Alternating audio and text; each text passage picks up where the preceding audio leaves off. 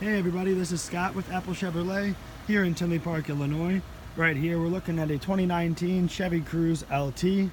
This vehicle is equipped with the 4-cylinder engine and an automatic transmission. If you have not yet heard, Chevy has discontinued the Cruze model beginning start of next production year, which means we will not get any more Cruzes on our lot, and we have just a few left that we are trying to get rid of. You can save big this month on a new Chevy Cruze as we're trying to finalize those last few sales. This one is an LT, which has a few options such as your heated seats, and of course you have your touchscreen infotainment system equipped with Apple CarPlay and Android Auto with a cloth interior.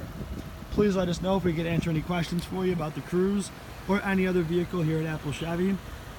You can check us out online at applechevy.com to see all the great savings we have to offer this month. Thank you very much.